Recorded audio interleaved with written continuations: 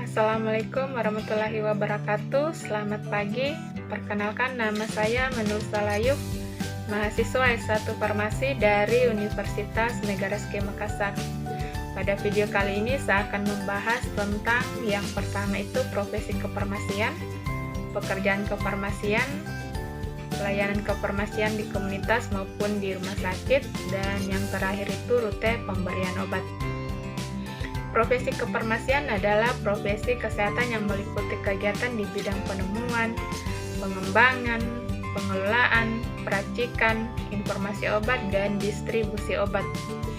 Pekerjaan kefarmasian adalah pembuatan, termasuk pengendalian mutu sediaan farmasi, pengemanan, pengadaan, penyimpanan, pendistribusian atau penyaluran obat, pelayanan obat atau resep dokter, pelayanan informasi obat, serta pengembangan obat, sediaan obat, dan obat tradisional. Tenaga farmasi adalah tenaga yang melakukan pekerjaan kefarmasian yang terdiri dari apoteker dan tenaga teknis kefarmasian, yaitu tenaga yang membantu apoteker dalam menjalankan pekerjaan kefarmasian yang terdiri dari sarjana farmasi, ahli media farmasi, analis farmasi, dan tenaga menengah farmasi atau biasa disebut asisten apoteker. Kemudian pelayanan farmasi komunitas dan rumah sakit. Farmasi komunitas adalah area praktik farmasi di mana obat dan produk kesehatan lainnya dijual atau disediakan langsung kepada masyarakat secara ecer, baik melalui resep dokter maupun tidak. Di sini farmasi bertanggung jawab pada obat yang tertulis dalam resep, seperti pada informasi tentang obat yang ada dalam resep. Dan yang kedua, farmasi bertanggung jawab terhadap penjualan obat bebas, seperti pada kasus swamedikasi atau pengobatan sendiri atau penggunaan obat tanpa menggunakan resep dokter. Yang berikutnya adalah pelayanan farmasi di rumah sakit. Pelayanan kefarmasian sebagai salah satu unsur dari pelayanan utama di rumah sakit merupakan bagian yang tidak dapat dipisahkan dari sistem pelayanan di rumah sakit yang bermutu, termasuk pelayanan farmasi klinik yang terjangkau bagi semua lapisan masyarakat. Adapun bentuk-bentuk pelayanan farmasi di rumah sakit, yaitu yang pertama itu pengelolaan perbekalan farmasi. Kegiatannya yaitu memilih perbekalan farmasi sesuai kebutuhan pelayanan rumah sakit, merencanakan kebutuhan perbekalan farmasi secara optimal, dan selanjutnya mengadakan perbekalan farmasi yang berpedoman pada perencanaan yang telah dibuat sesuai dengan ketentuan yang berlaku. Selanjutnya, menerima perbekalan farmasi sesuai dengan spesifikasi dan ketentuan yang berlaku.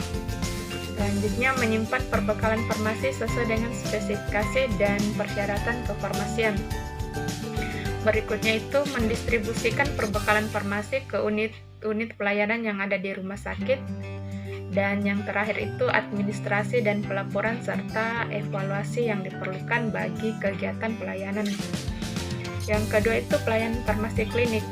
Kegiatannya yaitu mengkaji instruksi pengobatan atau resep dokter, mengidentifikasi masalah yang berkaitan dengan penggunaan obat maupun alat kesehatan. Yang berikutnya mencegah dan mengatasi masalah yang berkaitan dengan obat dan alat kesehatan.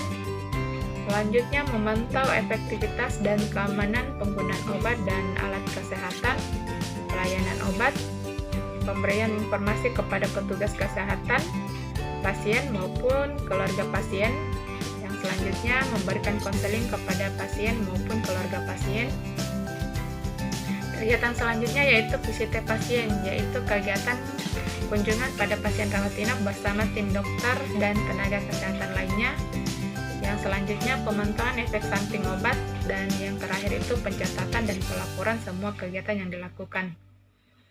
Kemudian pembahasan yang berikutnya itu rute-rute pemberian obat.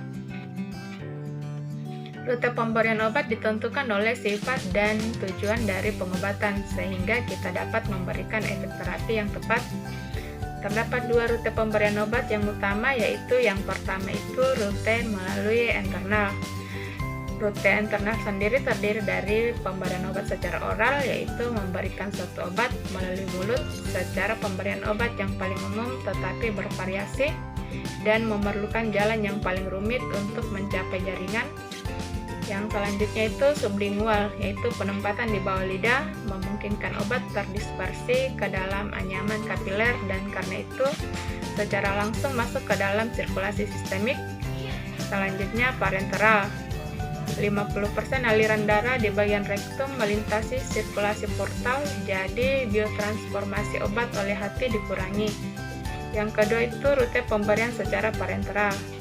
Yang parenteral terdiri dari intravena, tidak ada fase absorpsi, obat langsung masuk ke dalam vena, prosesnya cepat, efisien, baik untuk obat yang dapat menyebabkan iritasi jika diberikan secara lain.